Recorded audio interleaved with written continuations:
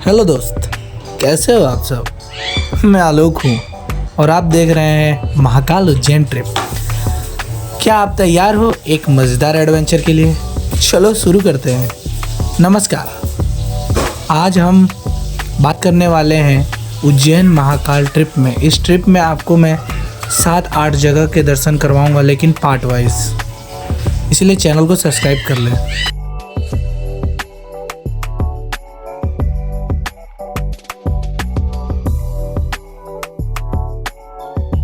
Hello friends, स्वागत है मेरे इस ब्लॉग में। वल्ला चिल्ला मैं क्या बताऊँ आपको, ब्ला ब्ला ब्ला ब्ला ब्ला।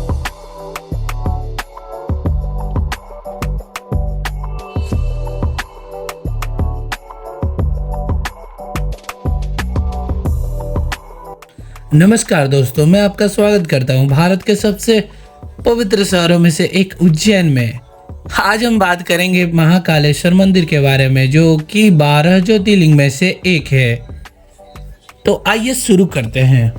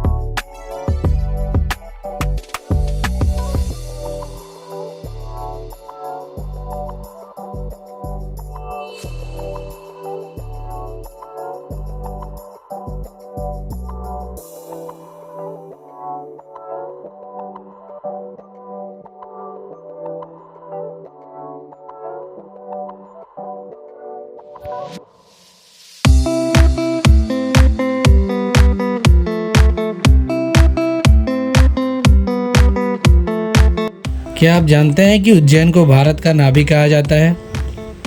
और जिसे पता हो वो कमेंट में ज़रूर बताइएगा, और जिसे ना पता हो वो वीडियो में आगे बढ़ते रहिए, ज़रूर पता चलेगा।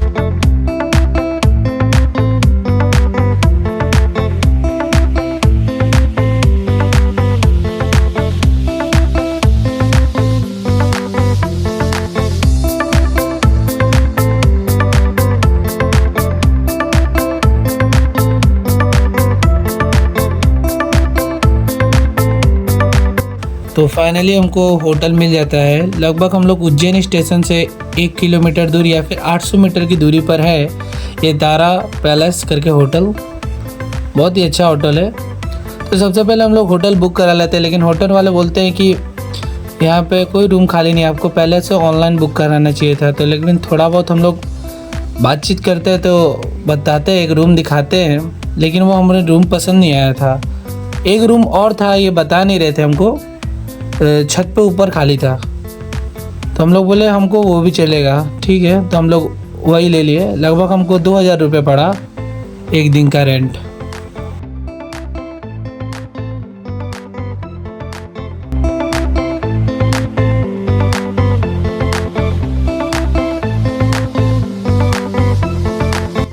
आप लोगों से मैं माफ़ी चाहता हूँ क्योंकि हमारा गिम्बल छूट गया था घर पे, इसलिए थोड़ा वीडियो शेक हो रहा है।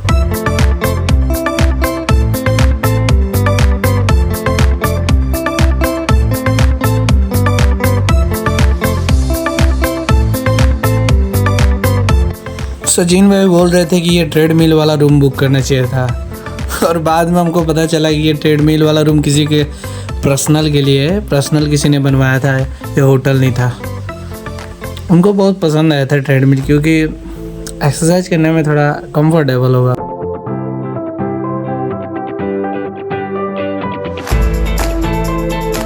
हम लोग को लगभग 10 मिनट से हम लोग खड़े थे, क्योंकि वो चाबी लेने के लिए वो नीचे गए हुए थे होटल के जो भी हो ऑनर वगैरह। फिर हमको रूम खोल के दिखाते हैं। रूम काफ़ी बढ़िया था, थोड़ा साफ़ सफाई करवाना था। इस रूम के अंदर हमें सभी फैसिलिटी मिली, जैसे कि बेड के पीछे बैकग्राउंड बढ़िया था, और बाथरूम में गर्म ठंडा पानी दोनों आता था, शावर था। फिर से छत पे थे हम लोग, तो एकदम खुला एरिया था। देख सकते हैं हम लोग रूम देख ही रहे थे कि हमारे ग्रुप एडमिन सबको बाहर बुलाते हैं, पता नहीं क्यों, लेकिन और तो हम लोग गए भी बाहर। तो हमारे ग्रुप एडमिन बोल रहे थे सभी लोग अपना अपना पैसा पे कीजिए। तो मेरे पास कैश अवेलेबल नहीं था, तो सबसे पहले मैंने अपना 500 रुपये सब लोग का बनता है, 2000 रुपये भाड़ा था, तो हम लोग 4 लोग थे तो 500 रुपये सबका बना। तो सबसे पहले मेरे को ही सब लोग ट्रोल करते थे क्योंकि मैं थोड़ा पैसे देने में कंजूस हूँ। तो सबसे पहले मेरे को सब लोग फोर्स किए कि पैसा दे लोग, ठीक है। तो मैंने सबसे पहले मैं ही अपना 500 रुपये पे कर देता हूँ। और ग्रुप एडमिन और हमारे सचिन भाई नीचे गए हैं पे करने के लिए पैसा। और फिर पे करने के बाद हम लोग आए और यहाँ पे गोप्रो के साथ थोड़ा मस्ती और मिरर में थोड़ा सेल्फी वगैरह ले रहे थे। मैं पगड़ी बांध रहा हूँ, हिदेश भाई बैठे हुए हैं, कालू भाई अपना मेकअप कर रहे हैं और सचिन भाई। तो हम लोग थोड़ा बहुत मस्ती करने के बाद हम सभी लोग खा पी के सो गए हैं, क्योंकि रात को हम लोग ट्रेन में जगह थे, काफ़ी ज़्यादा भीड़ थी, तो हम लोग को थकावट हो गया था। तो हम लोग सो गए और फिर 3 बजे हम लोग उठते हैं और निकलते हैं हम लोग महाकाल के दर्शन करने के लिए।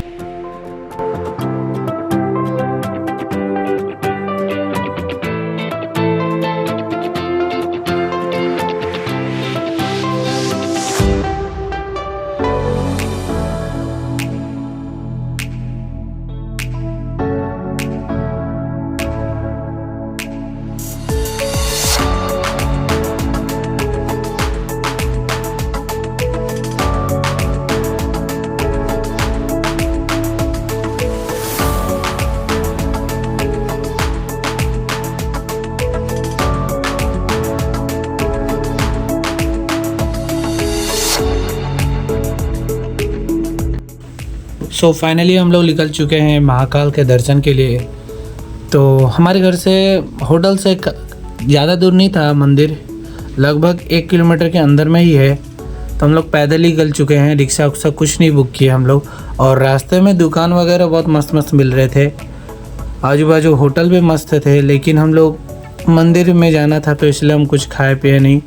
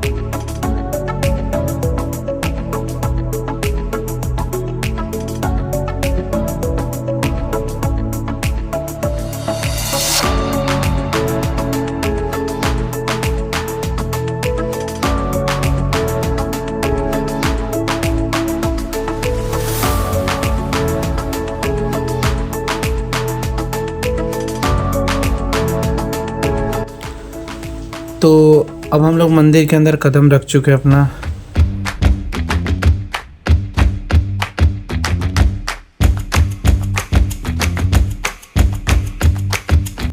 ऐसा लग रहे हैं हम, पहले से और ज़्यादा स्मार्ट लग रहा है ना। देखो, स्मार्ट दिखने के चक्कर में हमारे सारे ग्रुप वाले भाग गए हैं, पता नहीं कहाँ पे, कब से ढूंढ रहा हूँ उन लोग को।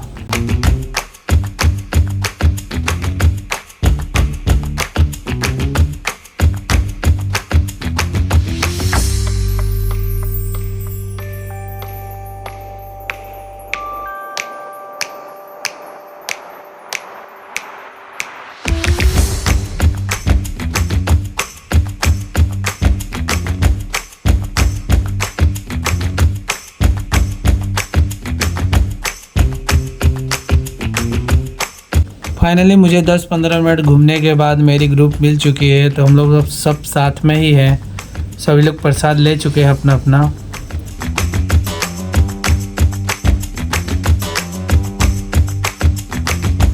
महाकालेश्वर उज्जैन में ये कॉरिडोर है, तो ये बहुत बड़ा है, तो घूमने में ज़्यादा टाइम लगेगा। तो सबसे पहले हम लोग महाकाल के दर्शन कर लेते हैं।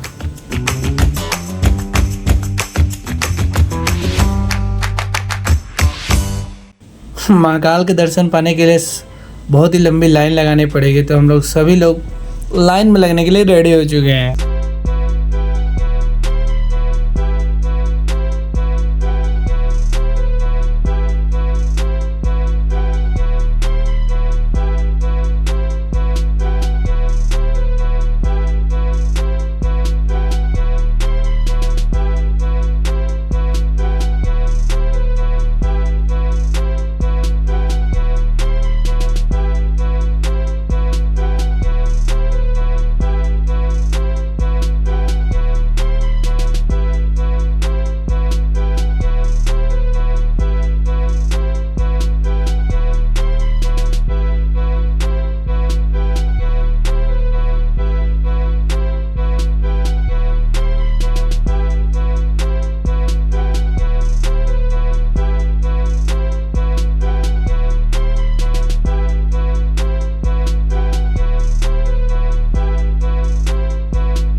तक मैं लाइन में लगा हूँ, आप लोगों को एक स्टोरी सुनाता हूँ यहाँ के बारे में। यहाँ का महाकालेश्वर मंदिर बहुत ही खास है, क्योंकि यह भगवान शिव की पूजा एक अनोखे तरीके से की जाती है। देखिए, यह मंदिर एक गुफा में बना है और भगवान शिव की प्रतिमा नीचे की ओर मुख करके है। ऐसा विश्व में कहीं और नहीं होता है। यह मंदिर बहुत ही पुराना है और इसके बारे में कई रोचक कहानियां हैं। जैसे महाकालेश्वर मंदिर सिर्फ पूजा पाठ के लिए ही नहीं, बल्कि यहाँ का वातावरण भी बहुत ही शांत है और पवित्र है। आप यहाँ आकर मन की शांति पा सकते हैं। मंदिर के आसपास काफ़ी सुंदर डिजाइन और आकृति बनाई गई है। उज्जैन में घूमने के लिए बहुत कुछ है। यहाँ पर आप पुराने बाजारों में घूम सकते हैं, खूबसूरत घाटों पर बैठ सकते हैं और स्थानीय व्यंजन का स्वाद ले सकते हैं। लेकिन कहते हैं ना कि उज्जैन में आए और महाकाल का दर्शन नहीं किए तो क्या किए। उज्जैन में महाकाल ही सबके राजा हैं। और एक और बात, उज्जैन में महाकाल के दर्शन बहुत ही दुर्लभ हैं। यहाँ पर कोई आता है और उनकी दर्शन भी नहीं पाता है। अगर आप कभी उज्जैन आने की योजना बना रहे हैं तो महाकालेश्वर मंदिर ज़रूर देखें। ये एक ऐसा अनुभव होगा जैसे कि आप कभी नहीं भूल पाएंगे। तो यहाँ पर मैं अपना थोड़ा कॉमेडी टाइप का रील बना रहा था, तो आजू बाजू मुझे सब देख रहे थे। इस मंदिर के नाम के पीछे कई रहस्य हैं। कहते हैं महाकाल का शिवलिंग तब प्रकट हुआ था जब राक्षसों को मारना था। उस समय भगवान शिव राक्षस के लिए काल बनकर आए थे। फिर उज्जैन के लोगों ने महाकाल से वहीं रहने की प्रार्थना की और महाकाल वहीं स्थापित हो गए। ऐसे में शिवलिंग के अंत तक यहीं रहेगा, इसीलिए महाकालेश्वर नाम दे दिया गया। इसके अलावा काल का मतलब मृत्यु और समय दोनों होता है। माना जाता है कि प्राचीन काल में पूरी दुनिया का मानक समय यहीं से निर्धारित होता था, इसीलिए इसे महाकालेश्वर नाम दे दिया गया। अब मैं आपको भस्म आरती से जुड़ी हुई एक रहस्यमय स्टोरी सुनाता हूँ। हाँ, और उससे पहले एक बात और, अगर आप उज्जैन में महाकालेश्वर के भस्म आरती को देखना चाहते हैं तो आपको प्रीमियम टिकट खरीदना पड़ेगा, जो पर पर्सन 250 रुपये है। तो आप लोग समझ सकते हैं। तो स्टोरी शुरू कीजिए।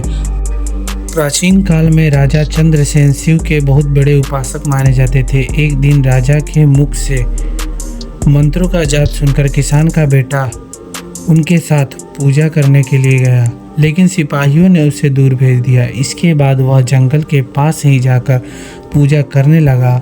उसे एहसास हुआ कि दुश्मन राजा उज्जैन पर आक्रमण करने वाले हैं। ऐसे में उसने प्रार्थना के दौरान पुजारी को यह सब बात बता दी और धीरे धीरे बात पूरे में फैल गई। उस समय विरोधी राक्षस धूसर के साथ लेकर उज्जैन पर आक्रमण कर रहे थे। धूसर को भगवान ब्रह्मा का वरदान प्राप्त था कि वह दिखाई नहीं देगा। उस समय पूरी प्रजा भगवान शिव की पूजा में लीन थी। तभी अपने भक्तों की पुकार सुनकर महाकाल प्रकट हुए और धूसर का वध कर दिया। फिर उसके राख से श्रृंगार किया गया, फिर विराजमान हो गए। तभी से भस्म आरती की परंपरा चली आ रही है, जो आज तक चल ही रही है।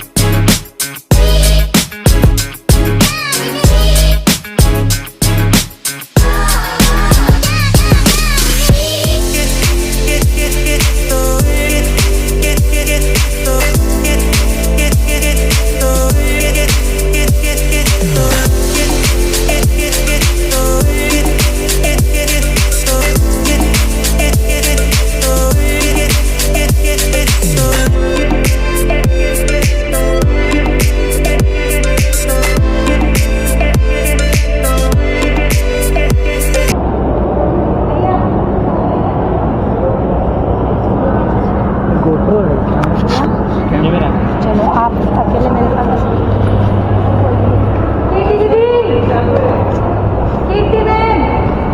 आ रही मैं कंट्रोल रूम से, तो इधर आओ। चलो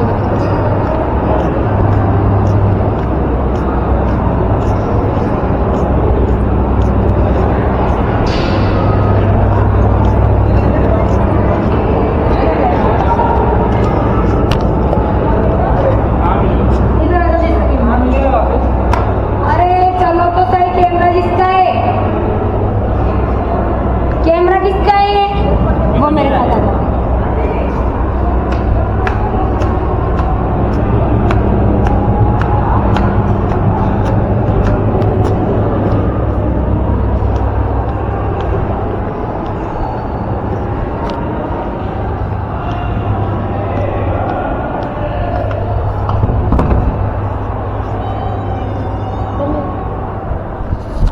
ठीक है। क्या हुआ मंजू? सर ये कैमरा चला रहे थे भैया, यहाँ पैसे लेके कहाँ से आए थे बेटा? चालू ये है। कहाँ से आए थे? सूरत। सूरत से? तो ये कैमरे वैमरे तो यहाँ पे सब बंद है, तो सारे बोर्ड वगैरह लग रहे हैं। वो सब तो बोले कि चालू इसलिए। कितने तो बोला बाहर- सबने? तो बाहर क्या गेट पे ना प्रसाद देते वो लोग, तो बोलते मोबाइल पे रख जाओ। दो। चलो ये कैमरे ये भी बंद जा- कर दो। लाओ बंद।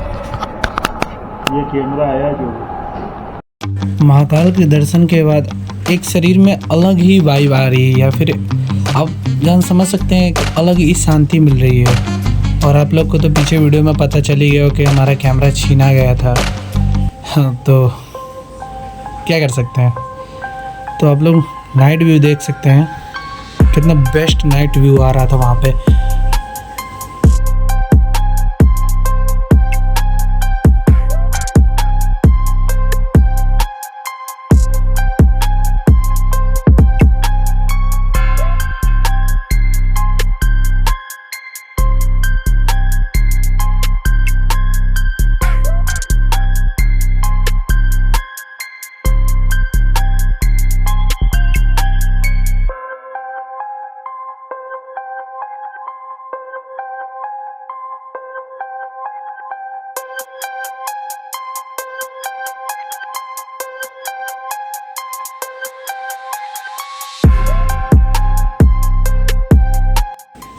महाकालेश्वर मंदिर को लेकर कई अफवाह भी फैलाई गई हैं। जैसे कई लोगों को लगता है कि महाकालेश्वर का मेन मंदिर ही वह है जहां भगवान को शराब पिलाई जाती है, लेकिन मैं आपको बता दूं कि ये दो अलग अलग मंदिर है जो यह मंदिर से थोड़ी दूरी पर है।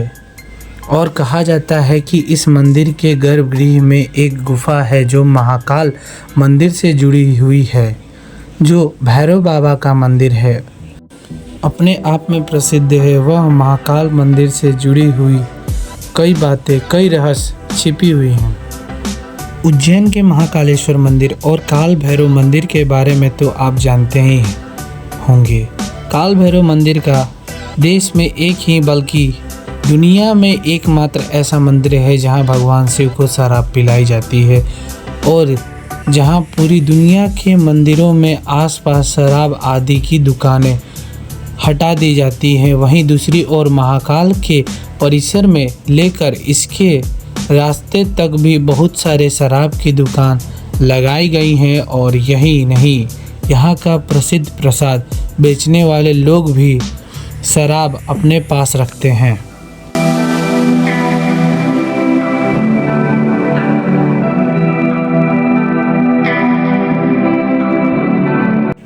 बारह ज्योतिर्लिंगों में से एक महाकालेश्वर का शिवलिंग स्वयंभू है, अपने आप प्रकट हुआ है। माना जाता है कि आज तक ये कोई भी नहीं जानता कि भगवान शिव को मदिरा पिलाने का रिवाज कब से आया है और आखिर इतनी शराब जो भगवान शिव पीते हैं वो जाती कहाँ है। तो ये शराब पिलाने वाला क्वेश्चन और काल भैरव मंदिर हम दोनों को विज़िट करेंगे और देखेंगे वहाँ पे क्या है, कैसे है।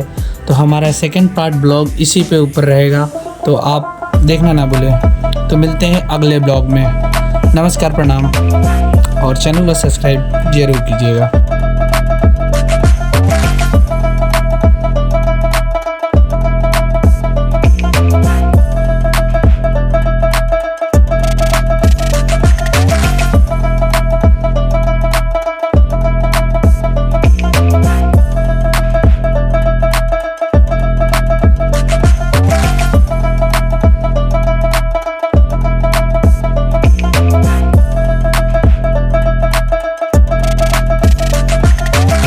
Okay, let's go.